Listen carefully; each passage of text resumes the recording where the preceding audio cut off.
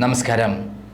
കേരളത്തിലെ 20 ലോക്സഭാ മണ്ഡലങ്ങളിൽ 11 സ്ഥലങ്ങളിൽ കോൺഗ്രസ് സ്ഥാനാർത്ഥിക്ക് 1,00,000-ലും മേതെ വോട്ടിൻ്റെ വിജയമാണെന്ന് പറയുമ്പോൾ കേരളത്തിലെ വിജയം എത്രമാത്രം ആധികാരികമാണെന്ന് മാത്രമല്ല, പിണറായി വിജയൻ്റെ ഭരണത്തിനെതിരെ ജനങ്ങൾ, കേരളത്തിലെ മാർക്സിസ്റ്റ് പാർട്ടിയിലടക്കമുള്ള ജനങ്ങൾ ആഞ്ഞടിക്കുകയായിരുന്നു എന്ന് വേണം കരുതാൻ.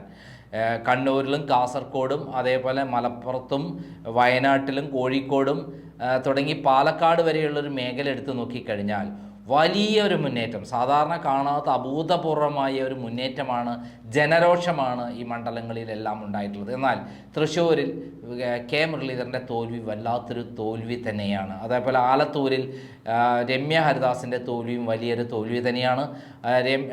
തൃശ്ശൂരിലെ തോൽവി ആധികാരികമായ തോൽവിയാണെന്ന് പറയാൻ പറ്റും. പക്ഷേ അദ്ദേഹം വടകരയിലായിരുന്നു നിന്നിരുന്നെങ്കിൽ ഈ തോൽവി ഉണ്ടാകുമായിരുന്നില്ല എന്നുള്ളതും സത്യമാണ്. അദ്ദേഹത്തെ എവിടേക്കാണോ പാർട്ടിക്ക് ആവശ്യമുള്ള സമയത്ത് അവിടെ ഇറക്കുന്നു എന്നുള്ള ഒരു വലിയ പരാതി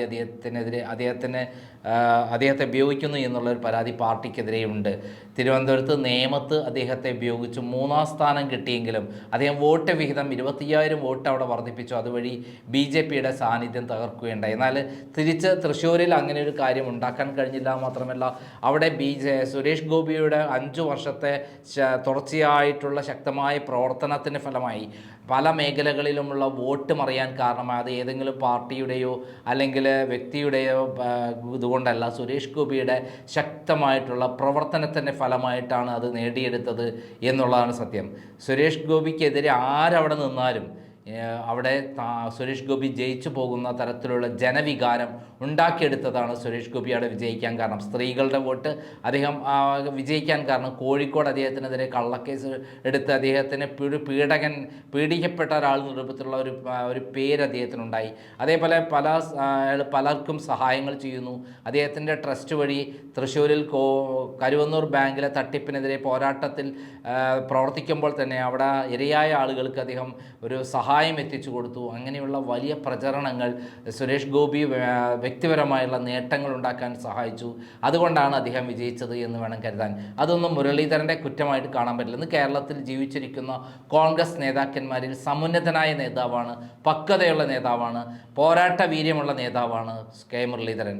ഈ സന്ദർഭത്തിൽ ഇനി വരാൻ പോകുന്ന ഒഴിവിൽ, അതായത് വയനാട്ടിൽ കെ മുരളീധരനെ നിർത്തണമെന്നുള്ള ചിന്താഗതി KPCCയിൽ വരുന്നു എന്നുള്ള തീരുമാനം വരുന്നു എന്നുള്ള വിവരമാണ് പുറത്തു വരുന്നത്. അതെന്തായാലും വലിയ നല്ല കാര്യമാണ്. കാരണം കെ മുരളീധരൻ എന്ന് പറയുന്നത് കേരളത്തിൻ്റെ കോൺഗ്രസിൻ്റെ ആവേശം നൽകുന്ന, പോരാട്ടവീര്യം നൽകുന്ന ശക്തിയാണ് എന്നുള്ള കാര്യത്തിൽ സംശയമില്ല. തൃശ്ശൂരിൽ തോറ്റതുകൊണ്ട് മാത്രം അദ്ദേഹം പറയുന്ന പോലെ രാശിയില്ലാതെ ഇപ്പോൾ എനിക്ക് തൃശ്ശൂരിൽ രാശിയില്ല എന്ന് അദ്ദേഹം ഇന്നലെ പറയുകയുണ്ടായി. എന്നാൽ അദ്ദേഹം നമ്മൾ കാണേണ്ട കാര്യം, കോൺഗ്രസ്സിന് എവിടെയാണോ ആപത്തുള്ളത് ആ സമയത്തെല്ലാം അദ്ദേഹത്തെ ഇറക്കി വിജയം കൊയ്തെടുക്കാൻ ശ്രമിക്കും. അതല്ലെങ്കിൽ പോരാട്ടത്തിന് അവിടെ ഞങ്ങളുണ്ട്, കോൺഗ്രസ് ശക്തനായ ആളുണ്ടെന്ന് കാണിക്കാൻ അദ്ദേഹത്തെ കൊണ്ട് കഴിയുന്നു. വട്ടിയൂർക്കാവിൽ സ്ഥിരമായി വിജയിച്ചിരുന്ന അദ്ദേഹത്തെ നേരെ കൊണ്ടിറക്കിയത് വടകരയിലായിരുന്നു. വടകരയിൽ അദ്ദേഹം വൻ വിജയമാണ് നേടിയെടുത്തത്. P. ജയരാജനെ തോൽപ്പിച്ചത് അതുപോലെ ചെറിയ വോട്ടിനൊന്നുമല്ല, അവിടെ ആരും മത്സരിക്കാനില്ലാത്ത സമയത്താണ് ഈ കെ മുരളീധരൻ അത് ഏറ്റെടുത്തുകൊണ്ട് വടകരയിലെത്തിയത്. പിന്നീട് നേമത്തേക്ക് പോയപ്പോൾ പോലും അദ്ദേഹത്തിന് ഒരു വിഷമം ഉണ്ടായിരുന്നില്ല. 3-ാം സ്ഥാനം കിട്ടി എന്നുള്ളതല്ല, 3-ാം സ്ഥാനത്തേക്ക് കിട്ടിയപ്പോൾ BJPക്ക് കേരളത്തിലെ ഏക സീറ്റ് തെറിപ്പിച്ചു എന്നുള്ളതാണ് സത്യം.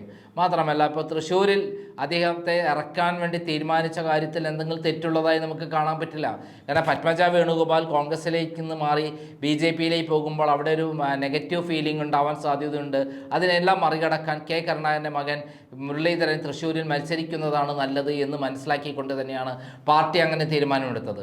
അങ്ങനെ പാർട്ടിക്ക് വേണ്ടി എന്ത് ത്യാഗം ചെയ്യാൻ കഴിവുള്ള, എന്ത് ത്യാഗത്തിനും തയ്യാറുള്ള, അതേപോലെ കേരളത്തിന് ശക്തിയായി മാറിയിട്ടുള്ള കെ മുരളീധരനെ വയനാട്ടിൽ രാഹുൽ ഗാന്ധി അവിടെ നിന്ന് രാജിവെക്കുന്നതനുസരിച്ച് അവിടെ മത്സരിപ്പിക്കണം എന്നുള്ള ഒരു ചിന്താഗതിയാണ് KPCCയിൽ രൂപപ്പെട്ട് വരുന്നത് എന്നുള്ള വിവരമാണ്. അതുമാത്രമല്ല, കേരളത്തിലെ കോൺഗ്രസ്സിലെ ബഹുഭൂരിപക്ഷം ആളുകളും അതിനെ സപ്പോർട്ട് ചെയ്യുന്നു.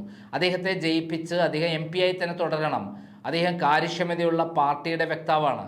അദ്ദേഹം ഇന്നലെ പറഞ്ഞിട്ടുള്ള ഇനി പൊതുജീവിതത്തിലേക്കില്ല എന്നാണ്. പക്ഷേ വയനാട്ടിൽ സ്ഥാനാർത്ഥിയാക്കുകയാണെങ്കിൽ അദ്ദേഹത്തിന് വിജയം ഉറപ്പാണോ? ഷുവറായ സീറ്റാണ് കൊടുക്കുന്നത്. രാഹുൽ ഗാന്ധി 3,80,000 വോട്ടിനാണ് ഇപ്പോൾ അദ്ദേഹം വയനാട്ടിൽ വിജയിച്ചിട്ടുള്ളത്. കഴിഞ്ഞ തവണ 4,31,000 ഇപ്രാവശ്യം 5% വോട്ട് കുറഞ്ഞെങ്കിലും ആ വോട്ടിൻ്റെ അനുപാതത്തിൽ അദ്ദേഹത്തിന് വോട്ട് ഒത്തിരി കുറഞ്ഞു പോയെങ്കിലും പക്ഷെ അദ്ദേഹത്തിൻ്റെ ഉജ്ജ്വലമായ വിജയമാണ്. കെ സുരേന്ദ്രനെ പോലെയുള്ള കേരളത്തിൻ്റെ BJPയുടെ സംസ്ഥാന പ്രസിഡന്റിനെയാണ് തോൽപ്പിച്ചു വിട്ടത്. അങ്ങനെയുള്ള സമയത്ത് അദ്ദേഹത്തിന് തന്നെയാണ് തീർച്ചയായും വയനാട് കൊടുക്കേണ്ടത് എന്ന് നമുക്ക് പറയാൻ പറ്റും. KPCC അങ്ങനെ ഒരു തീരുമാനത്തിലെത്തിയാൽ അത് കേരളത്തിലെ കോൺഗ്രസിന് വലിയ നേട്ടമുണ്ടാക്കാൻ പറ്റും എന്നുള്ള കാര്യത്തിൽ യാതൊരു സംശയമില്ല. ഇതുപോലെ തന്നെയാണ് ആലത്തൂരിൽ ഇത്തവണ രമ്യ ഹരിദാസ് പരാജയപ്പെട്ടു. രമ്യ ഹരിദാസ് പരാജയപ്പെട്ടെങ്കിലും ഫൈറ്റ് ചെയ്തിട്ടാണ് തോറ്റത്. മാത്രമല്ല BJP അവിടെ 18% വോട്ട് പിടിച്ചു. അതായത് 1,88,000 വോട്ടാണ് അവിടെ പിടിച്ചിരിക്കുന്നത്. ഏകദേശം 1,00,000 വോട്ട് അധികം പിടിച്ചു എന്നുള്ളതാണ് സത്യം. രമ്യ ഹരിദാസിന് കിട്ടേണ്ട വോട്ട്, സ്ത്രീകൾക്കിടയിൽ നിന്ന് കിട്ടേണ്ട വോട്ട് BJP തട്ടിയെടുത്തു എന്ന് വേണം കരുതാൻ. കെ രാധാകൃഷ്ണനെ പോലെയുള്ള സമുന്നതനായ എല്ലാവർക്കും അംഗീകരിക്കാൻ പറ്റുന്ന ഒരു നേതാവിനെ കൊണ്ട് നിർത്തിയിട്ടും 20,000 വോട്ടിൻ്റെ ഭൂരിപക്ഷം മാത്രമേ നേടിയെടുക്കാൻ പറ്റുള്ളൂ എന്ന് പറയുന്ന ഇത് CPIന് വലിയ തിരിച്ചടി തന്നെയാണ്. കെ രാധാകൃഷ്ണൻ്റെ വ്യക്തിപ്രഭാവം കൊണ്ട് മാത്രമാണ് അവിടെ വിജയിക്കാൻ പറ്റിയത്. ഈ സന്ദർഭത്തിൽ ചേലക്കരയിൽ വരുന്ന ഉപതെരഞ്ഞെടുപ്പിൽ, അതായത് ചേലക്കരയിൽ ഇത്തവണ കെ രാധാകൃഷ്ണൻ രാജിവെക്കണം, മന്ത്രിസ്ഥാൻ രാജിവെക്കണം. ആ മന്ത്രിസ്ഥാൻ രാജിവെച്ച് അദ്ദേഹം ചേലക്കരയിൽ മത്സരത്തിന് ഇറങ്ങുമ്പോൾ തൃശ്ശൂരിൽ നിന്ന് വേറൊരാളെ മത്സരിപ്പിക്കാൻ പറ്റുന്ന യോഗ്യതയുള്ള ആളുകളില്ല. ആ സ്ഥലത്ത് ഇപ്പോൾ അവിടെ ഏറ്റവും സുപരിചിതയായ രമ്യ ഹരിദാസിനെ നിർത്തി കേരളത്തിലെ MLA ആക്കി മാറ്റണം. അതോടുകൂടി ഒരു MLA സ്ഥാനം കൂടി അവിടെ നിന്ന് നേടിയെടുക്കാൻ പറ്റും എന്നുള്ള വിശ്വാസമാണ് KPCCയിലുള്ളതും തൃശ്ശൂർ കോൺഗ്രസിനുള്ളതും. രണ്ടും തൃശ്ശൂർ കോൺഗ്രസും പാലക്കാട് കോൺഗ്രസുമായി ബന്ധപ്പെട്ട സ്ഥലങ്ങളാണ്.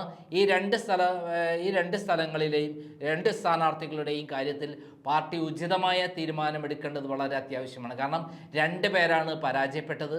ഒന്ന് ആലത്തൂരിൽ നിന്ന്, ഒന്ന് തൃശ്ശൂരിൽ നിന്ന്, രണ്ടും തൊട്ടടുത്ത മണ്ഡലങ്ങളിൽ നിന്ന്.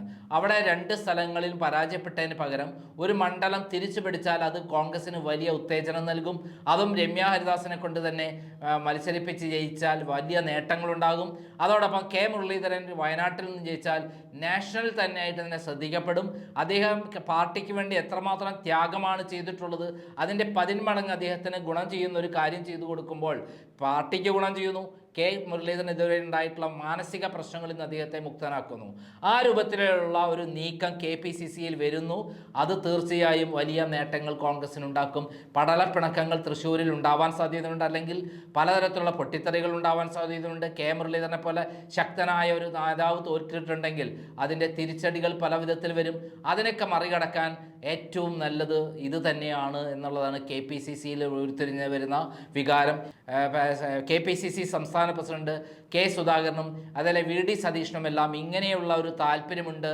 അതേപോലെ രമേശ് ചെന്നിത്തല അടക്കമുള്ളവർ സമുന്നതരായ കേരളത്തിലെ കോൺഗ്രസ് നേതാക്കന്മാർക്കും ഇതേ അഭിപ്രായമാണ് ഉള്ളത് എന്നുള്ള വിവരമാണ് നമുക്ക് പുറത്തു വരുന്നത്. നന്ദി, നമസ്കാരം. അസാധ്യമെന്ന് കരുതുന്നത് ഇനി സാധ്യമാകും. ഹാട്രിയിലൂടെ Hatri hair transplant and PRP clinic.